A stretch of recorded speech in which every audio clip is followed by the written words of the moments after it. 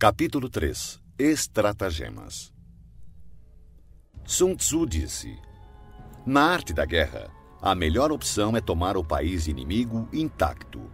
Esmagar um país é apenas a segunda melhor opção. O mesmo ocorre com um exército inimigo. Mantê-lo intacto, bem como batalhão, companhia ou simples pelotão de 5 homens, é a melhor opção.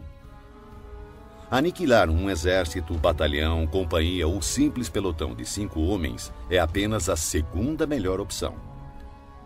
Portanto, conquistar 100 vitórias em 100 batalhas não significa o máximo da excelência. O máximo da excelência é subjugar o exército inimigo sem chegar sequer a combater. Assim, a melhor inteligência militar é atacar as estratégias do inimigo. Em seguida, atacar suas alianças, limitando a junção de suas forças. Depois, atacar seus soldados em seu próprio campo. E a pior de todas as políticas é sitiar cidades muradas. Isso somente deve ocorrer em último caso, quando não houver outra escolha.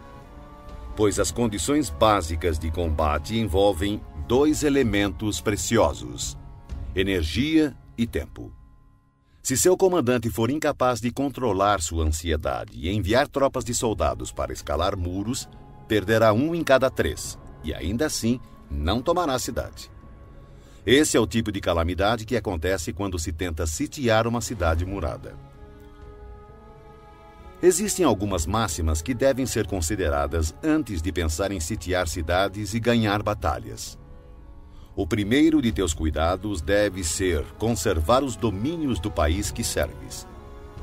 Somente quando for imprescindível, deves usurpar o território inimigo para ampliar o de seu governante.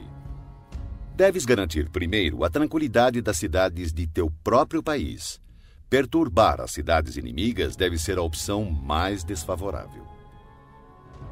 Deves proteger e colocar em abrigo todos os vilarejos amigos. Somente se houver real necessidade, pode avançar contra os vilarejos inimigos. Deves impedir que as choças dos camponeses, bem como suas plantações, sofram qualquer dano. Somente uma extrema penúria deve levá-lo a saquear e devastar as instalações agrícolas de teus inimigos. Deves ter como objetivo buscar a perfeição, tentando conservar intactos os domínios dos inimigos.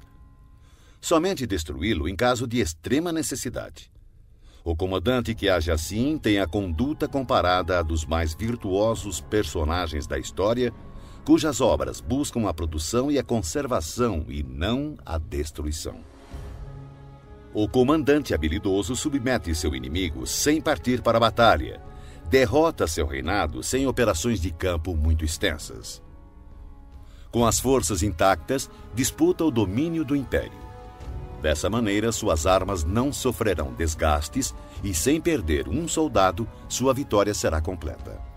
Esta é a arte de preparar o ataque. Já a arte de usar as tropas é a seguinte: quando você tiver 10 vezes mais forças do que o inimigo, cerque-o. Quando tiver 5 vezes mais, ataque-o. Quando tiver apenas o dobro, divida-o em 2, um para atacar o inimigo pela frente e o outro para atacar pela retaguarda. Quando tiver igualdade de forças, divida a tropa do inimigo e enfrente-o. Quando for inferior em número, seja hábil para tomar a defensiva. Quando não for páreo para o inimigo, tenha a habilidade de evitá-lo. Embora um combate acirrado possa ser dado por uma força menor, esta acaba sendo capturada pela força maior. O comandante é a fundação primordial do Estado. Quando essa fundação estiver bem colocada, o Estado certamente estará forte. Quando defeituosa, o Estado certamente enfraquecerá. Existem 3 maneiras de um comandante trazer desgraça para o seu próprio exército. Primeira, ordenar um avanço ou retirada sem perceber ou se assegurar que o exército está em condições de obedecer. Chama-se isso de travar o exército. Segunda, interferir na chefia do exército, ignorando assuntos internos. Isso trará confusão aos oficiais e soldados.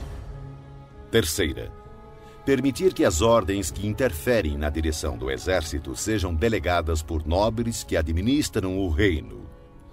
Justiça e humildade são premissas com as quais se governa o Estado, mas nunca o exército. Flexibilidade e oportunismo, por outro lado, são virtudes militares e não civis. Não há pior calamidade do que ordens emanadas de um soberano sediado na corte. Tendo um comandante confundido seu exército e perdido a confiança de seus homens, as agressões dos comandantes vizinhos não tardarão. Daí a máxima: semear a desordem nas próprias fileiras é oferecer aos outros o caminho da vitória. Se um general ignorar o princípio da adaptação, não deve ser colocado em uma posição de autoridade. Um hábil empregador de homens usará o prudente, o bravo, o cobiçoso e o burro.